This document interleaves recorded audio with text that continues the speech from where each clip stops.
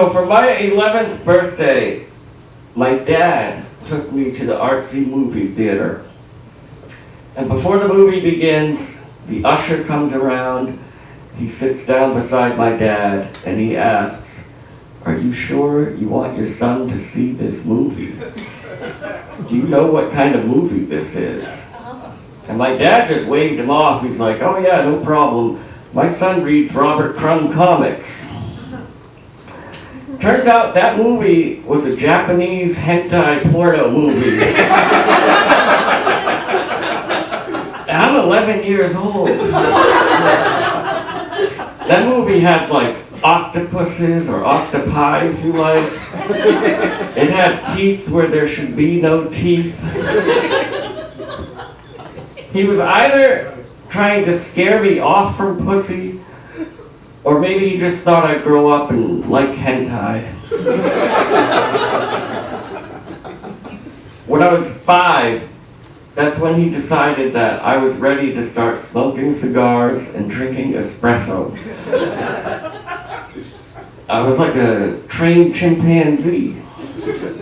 He would take me out to the bars, and all the people there would be like, "Wow, he's so human." My 19th birthday rolls around. I'm alone at home, and I hear from downstairs a woman's voice say, "Honey, I'm home." And I'm a little slow if you can't tell yet. When I was a kid, I used to sit outside of the Ronald McDonald house, waiting to catch a glimpse of the grimace. And no one bothered to tell me that the grimace doesn't live there.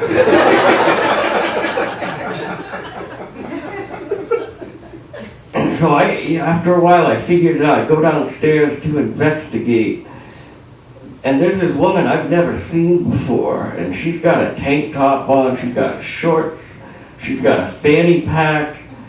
She looks like the kind of woman at Disneyland who complains about the price of bottled water.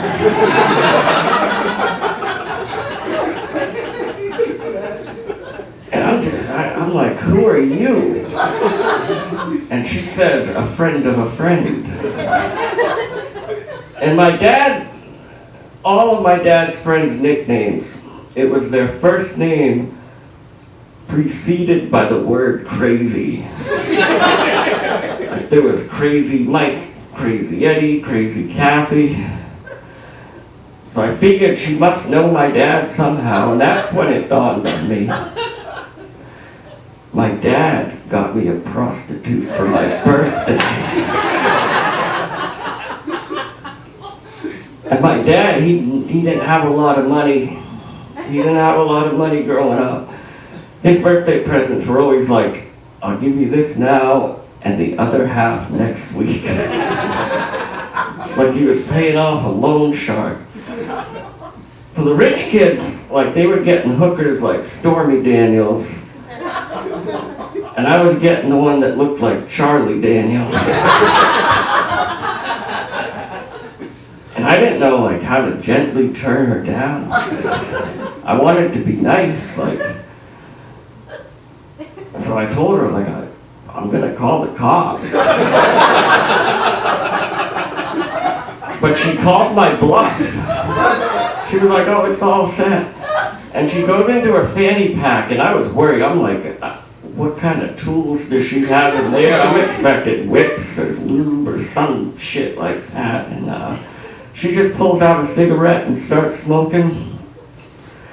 And way too many cops came. I mean, they sent like half the squad, 8 cops. And she told us her name was Carrie White from the Stephen King movie. And as she's leaving my house in handcuffs, she yells at me, "You and Christine clean up the kitchen while I'm gone." And the cops didn't pick up that was another Stephen King reference. Cops didn't pick up on that because they all looked at me with a suspicious look. And their first question to me was, "When is your birthday?" And I thought it was pretty funny. I was like, today? And it took a long time to convince them that I wasn't with her. And while I was doing that, they wrote out a whole statement for me to sign, and I'm like, I'm pretty sure that's not how it works. Like, I'm supposed to give you the statement. And the thing was embarrassing. Like, there were some words in there, I wouldn't spell them that way. But I didn't want to offend the cop. I just signed it. Later on, I had to go to court just in case there was a trial of the century, but fortunately I didn't have to go testify. They let her off with a warning. They sent me an $11 check for that.